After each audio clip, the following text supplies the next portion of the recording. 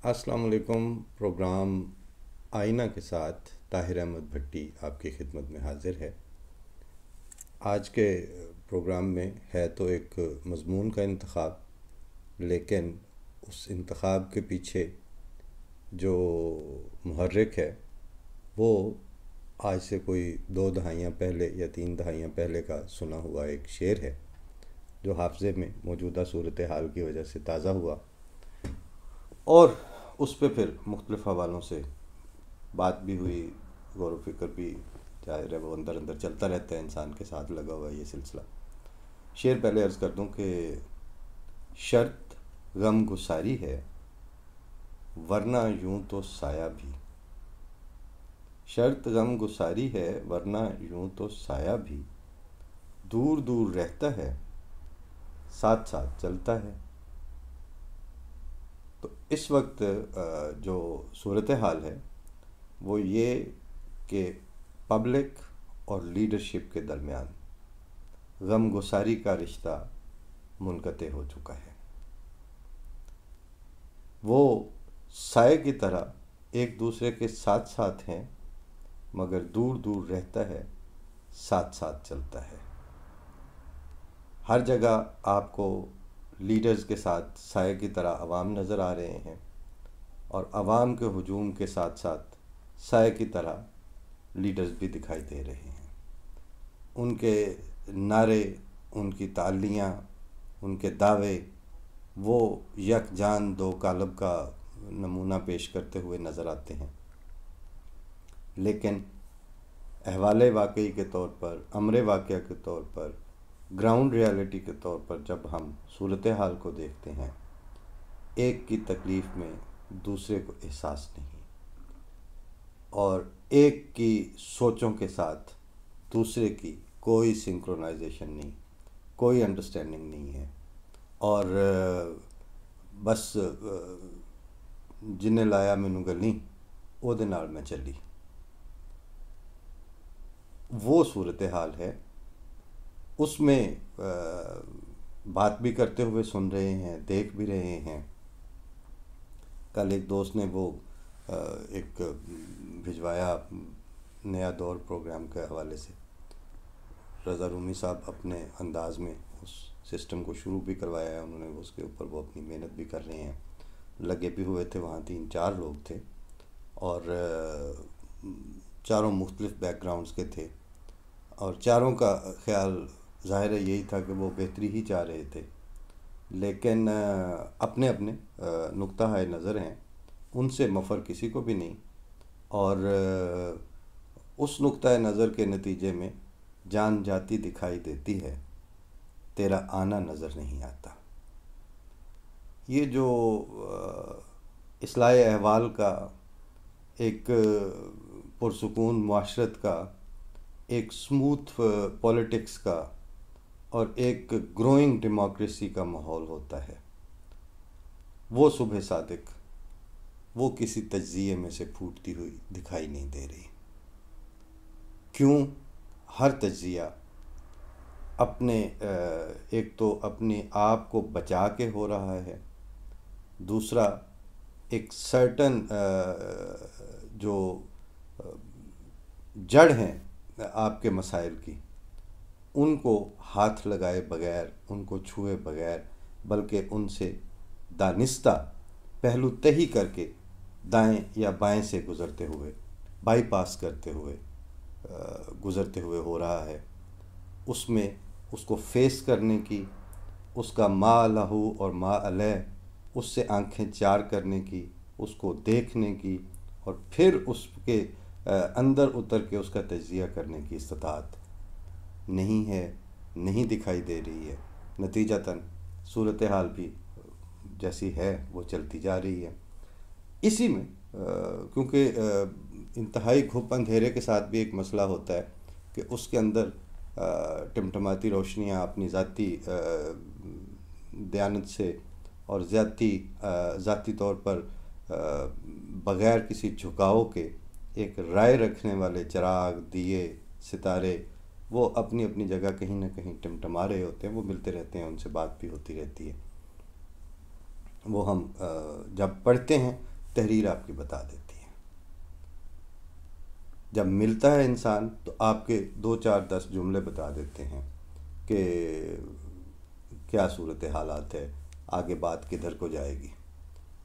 तो इसमें फिर मैं किसी और तरफ निकल जाऊंगा, लेकिन सरदस्त मैंने एक मज़मून का इंतख़ाब किया हुआ है, वसअतुल्लाह ख़ान साहब का मज़मून है, और उसका उन्वान उन्होंने रखा है कि दरअसल बाज़ार इमरान खान का हकीकी दुश्मन है। अब जो फैक्टर्स किसी एक चीज़ का बायस बन रहे होते हैं, अगर आप वो फैक्टर्स ही ध्यानदारी से बयान कर दें तो बहुत सारी जो सूरत हाल है उसका तज्ज़िया करने में, उस तक पहुंचने में, या सच्चाई के साथ साहब सलामत करने में काफ़ी आसानी पैदा हो जाती है। लेकिन अगर आपने थीसिस में भी झूठ बोला हुआ हो, नताइज में भी आपने दानिस्ता झूठ से काम लिया हो, आपने पस मंज़र में भी झूठ ही को अडॉप्ट किया हुआ हो, और फिर आप फैक्टर्स भी झूठे घड़ के पेश कर रहे हों, तो फिर तो वही है कि बेड़ी कागजां दी ते बांदर मलाह होया, अन्ना कर लिया पूर लगावने। तो वो जब सारी चीज़ें, लिहाजा ये इनके, या बाज़ दफ़ा बाज़ और लिखने वाले हैं, या ज़मीर साहब हो गए या मुजाद मसूद हैं, तो वो चीज़ें जब देखते हैं तो पता चलता है कि अच्छा उन्होंने अपनी सी कोशिश तो की है ना, और आवाज़ लगाई है, और उस आवाज़ में मकदूर भर बाज़ कहते हैं कि अच्छा हम सच इतना बोल सकते हैं, वो हम बोल रहे हैं, लेकिन वो जो बाकी कमी है उसको झूठ से पूरा नहीं करते।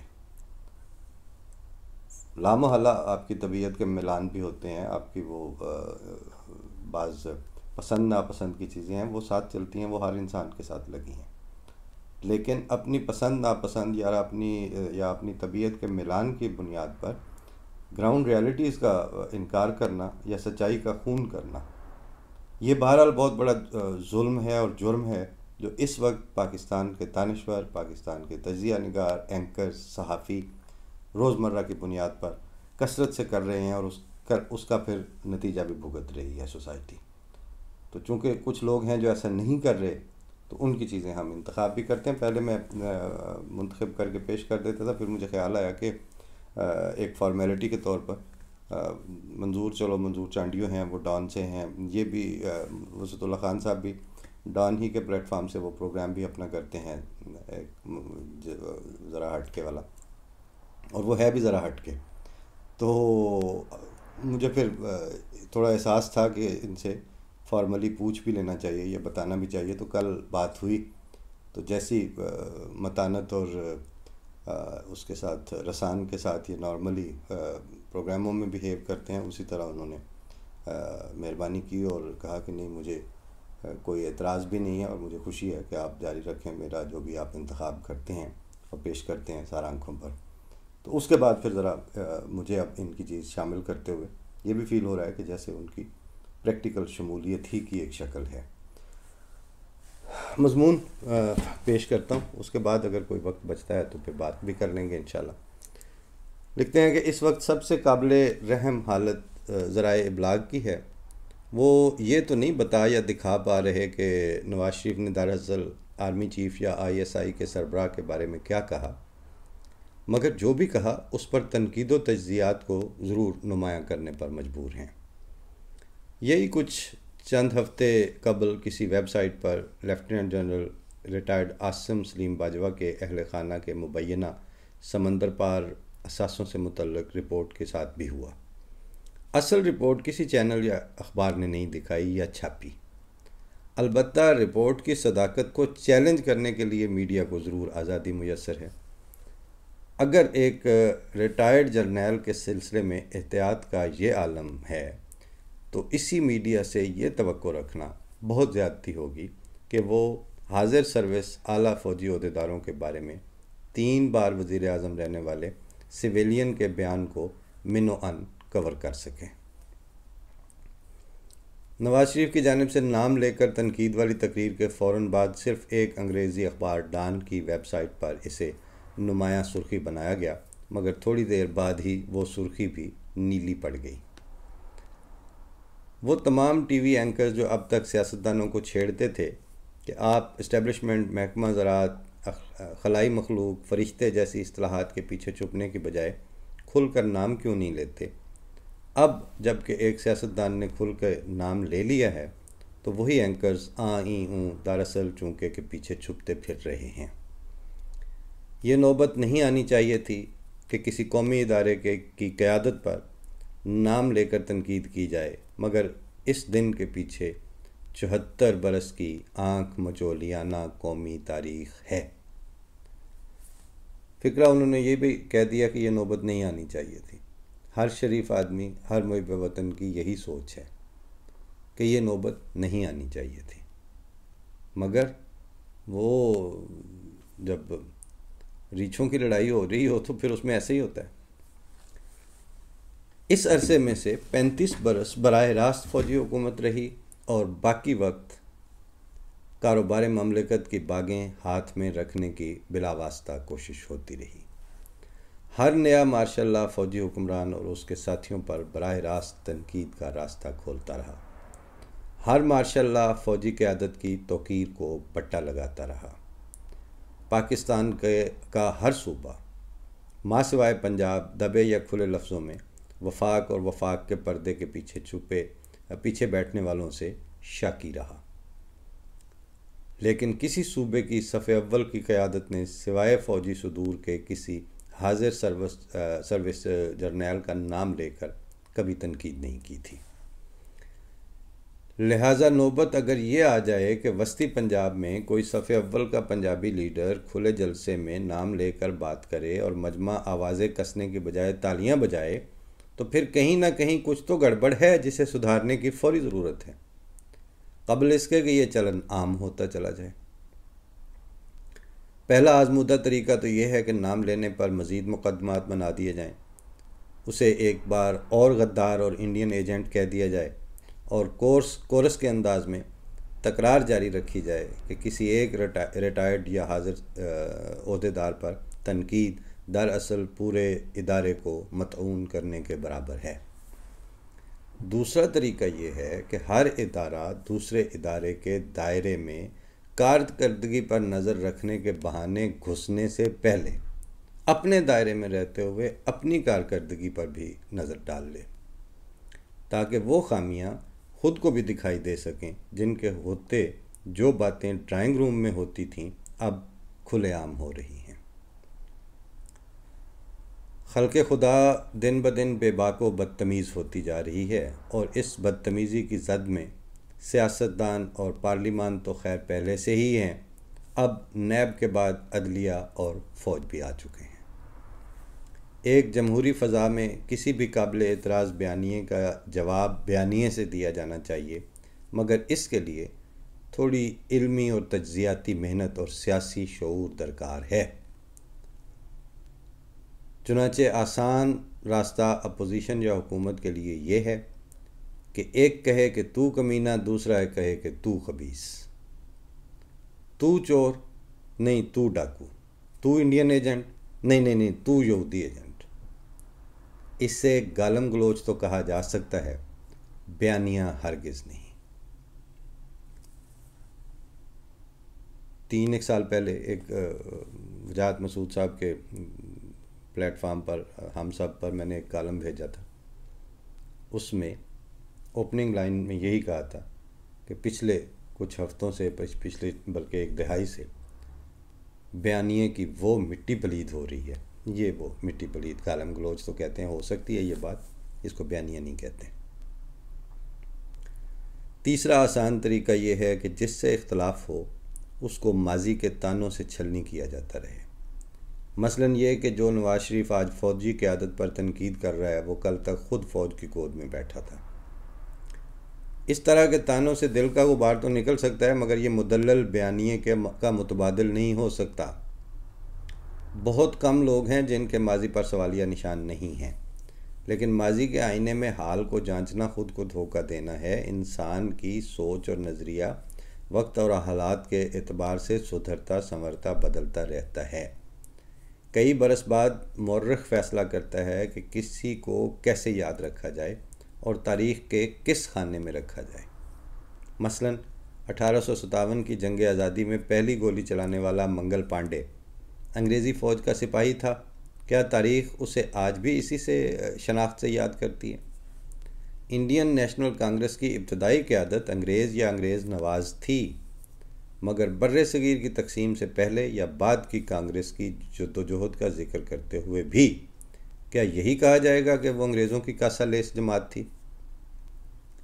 जिन्ना साहब मुस्लिम लीग से पहले कांग्रेस में थे और मुस्लिम कौम परस्त बनने से पहले हिंदुस्तानी कौम परस्त थे। क्या आज पाकिस्तान या इंडिया में कोई कहता है कि पाकिस्तान एक साबिक कांग्रेसी हिंदुस्तानी कौम परस्त मोहम्मद अली जिन्ना ने बनाया था? जुल्फ़िकार अली भुट्टो पहली मार्शल लॉ काबीना में शामिल थे और जनरल अयूब खान के चहेते थे। तो क्या जिस भुट्टो को फांसी दी गई उसके बारे में भी यही कहा जाएगा कि वो फ़ौज के गमले में परवान चढ़ा? 2011 से पहले तहरीक इंसाफ की क़यादत करने वाले इमरान खान के बारे में भी क्या यही तासुर था कि उसके सर पर दरअसल ऊपर वालों का साया है? हिज़्ब इख्तिलाफ की मौजूदा तहरीक इमरान खान को कमज़ोर तो कर सकती है, ख़त्म नहीं कर सकती। जैसे 2014 के इमरानी धरने ने नवाज़ शरीफ को कमज़ोर ज़रूर किया मगर ख़त्म नहीं कर सका। उस वक्त अगर हुकूमत का कोई हकीकी दुश्मन है तो वो आटा, चीनी, दाल, सब्ज़ी और बेरोज़गारी हैं। बर्रे सगीर से अंग्रेज़ का बोरिया बिस्तर गोल होने में एक बुनियादी अंसर 1943-44 का कहते बंगाल भी था। ख्वाजा नाज़मुद्दीन को गंदम की किल्लत ने चलता किया था। अयूब खान को चीनी ले डूबी थी। भुट्टो के ज़वाल में PNA से ज़्यादा बाज़ार के पहिया जाम ने बुनियादी किरदार अदा किया। रज़ा शाह पहलवी को बाज़ार ने उखाड़ा था। अरब स्प्रिंग के शोले ट्यूनिस में एक सब्ज़ी फ़रोश के ठेले से भड़के थे। किल्लत व बेयकीनी फसील खोद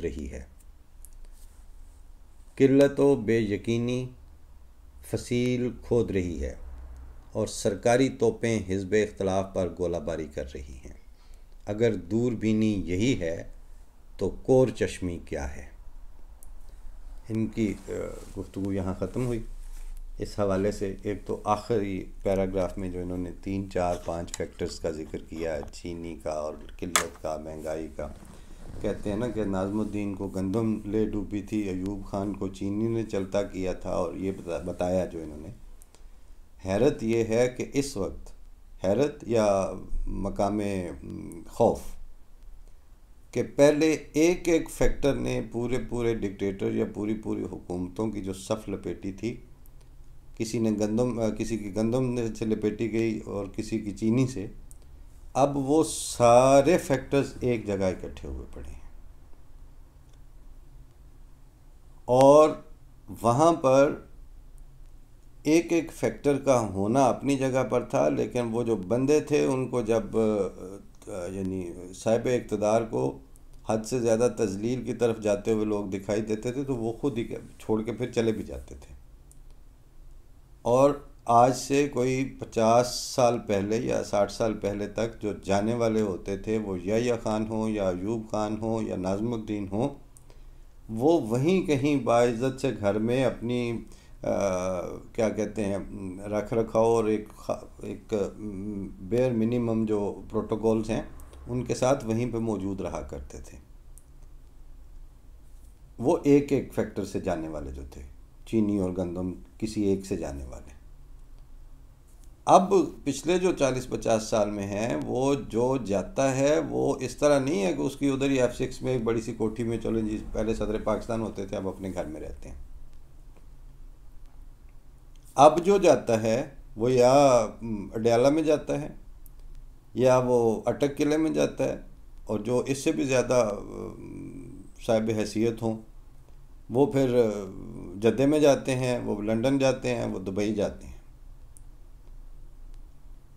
अब हालात यहाँ तक आ चुके हैं। इसलिए कल के वो जो प्रोग्राम में मैंने मंजूर जांडियों का जिक्र किया था ना कि उसने कहा कि अब आखिरी जंग है, वो अपने कैलकुलेटेड फैक्टर्स की बुनियाद पर इन हालात को आखिरी जंग करार दे रहा था और ठीक कह रहा था। और मैं उसके सामने आगे से ये कह रहा था कि मेरे नज़दीक भी ये आखिरी जंग है, लेकिन मेरे फैक्टर्स डिफरेंट हैं।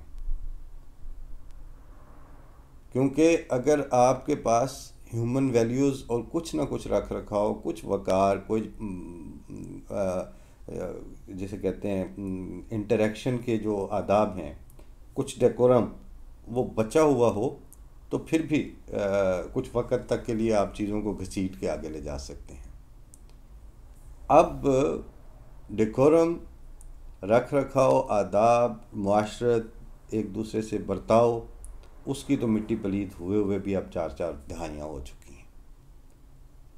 और पब्लिक को किसी पढ़े लिखे बयानिए के ऊपर ट्यून करने की बजाय गंद, बकवास और नारों के ऊपर ट्यून करते हुए अब अरसा हो चुका है।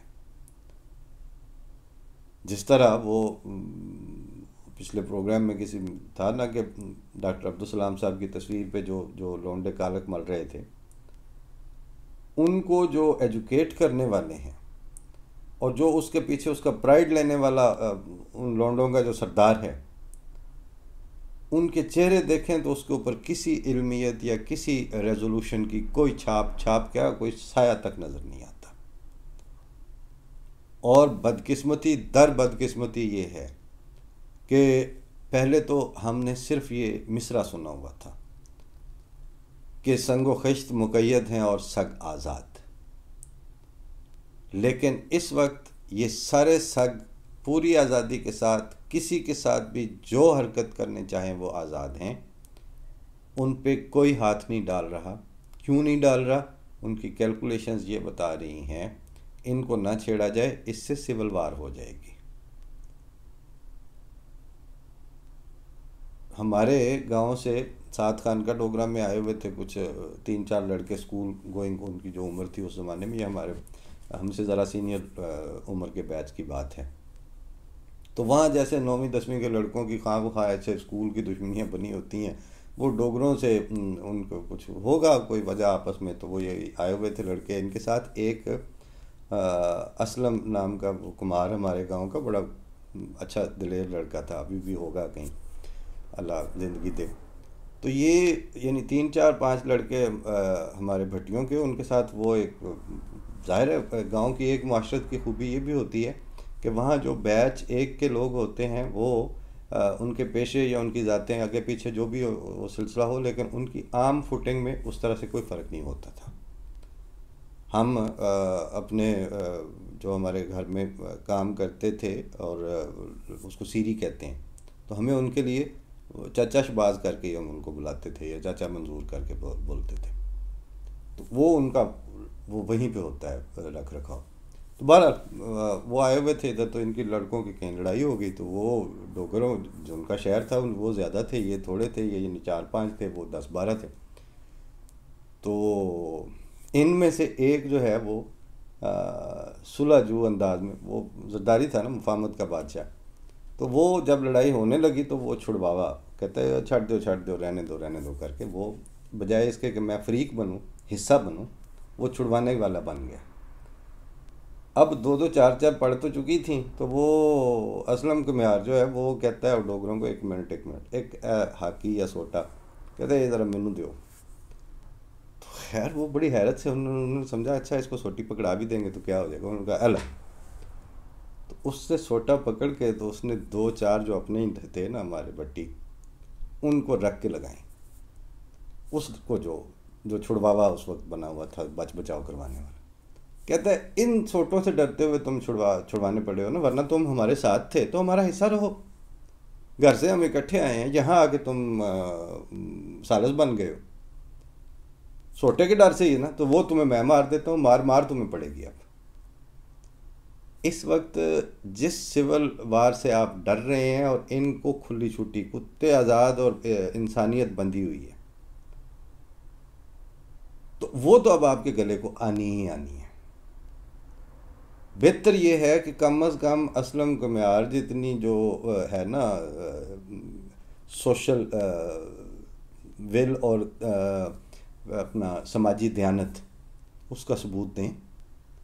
आप पब्लिक के कस्टोडियन के तौर पर जाने जाते हैं। आप लोगों की गाड़ियां जब निकलती हैं उसके आगे मील हा मील आगे पीछे जो है वो प्रोटोकॉल्स होते हैं, वो सारी रिवॉल्विंग लाइट्स और वो सारे हूटर जो आपके बाहर निकलने पे बजते हैं, उसकी सिर्फ एक जस्टिफिकेशन है कि all of you, be it the army और the civil bureaucracy, political setup या एस्टेब्लिशमेंट, ये सारे के सारे आप पब्लिक के लाइफ एंड प्रॉपर्टी और सेफ्टी और जो उनकी रोज़मर्रा की ज़रूरियात हैं उनकी प्रोविजंस के कस्टोडियंस हैं। अगर आपका तारुफ है कस्टोडियन का, आपने कस्टोडियन का किरदार अदा नहीं करना और इस वक्त के थड़ेबाजों और इन मुफसद और शरपसंदों के खौफ से, इनकी सो कॉल्ड सिविल वार के खौफ से आपने इंसानों के ऊपर दही डाल के कुत्ते छोड़ने हैं, तो फिर ये सिविल वार तो आपके गले में पड़नी ही पड़नी है। सिविल वार यही नहीं होती कि किसी ने आपको पैसे दिए दूसरे मुल्क ने तो आपके वो फूट पड़ी। जब दम घुट के इंसान मरने लगेंगे, जब वो उनका जीना मरना हर लिहाज से हराम हो जाएगा, तो आपके वहाँ पर समाजी फैक्टर आपको उस तरफ ले जाएंगे। वहाँ इतनी जो है ना जलील ओरिजिन रखने वाला कोई भी नहीं है। मुंह देख रहे हैं आपका, शराफत किसी हद तक देख रही है, लेकिन जिस वक्त उनको हर सूरत में मौत ही नज़र आएगी तो फिर वो मौत कहते हैं, अगर मतलब घर जीत गए तो क्या कहने, हारे भी तो बाजी मात नहीं। तो इन चीज़ों का ख्याल करके तो देखें, जो फैक्टर्स इन्होंने बताए हैं उनका ख्याल करें, और जो रोज़मर्रा आपको दीवारों पे कालक मलते हुए और हुल्लड़बाजी मचाते हुए और आम शरीफ आदमी जिसकी अमन पसंदी को आप हर तफसील में जाके जानते हैं, उनके ऊपर इस तरह दांत तेज़ करने और ज़ुबान दराजियाँ करने वालों को अब रोकना आपका काम है। वो करें, नहीं तो फिर मैं अर्ज़ कर रहा हूँ कि वो कहते हैं मेरे मुंह में खाक, मैं अब कहूँ मेरे मुंह में किस लिए खाक। इस सारे गंद और इस सारे टकराव की तरफ तो आप ख़ुद लेके जा रहे हैं सूरत हाल को, तो खाक मैं खाम खा फांकता फिरूँ। लिहाजा ये मुहावरे वाली मेरे मुंह में खाक जो है वो कोई नहीं है। अल्लाह ताला से दुआ है कि अल्लाह ताला आपको बर वक्त, फिर भी बर वक्त फ़ैसला कर लेने की तौफीक दे दें। नहीं तो फिर जिस हलाकत को आप अब गले लगाने का फ़ैसला कर चुके हैं वो आपकी मर्ज़ी। बहरहाल हमारी दुआ है कि फ़ी अमान अल्लाह। अल्लाह के हवाले। अस्सलामु अलैकुम वरहमतुल्लाह।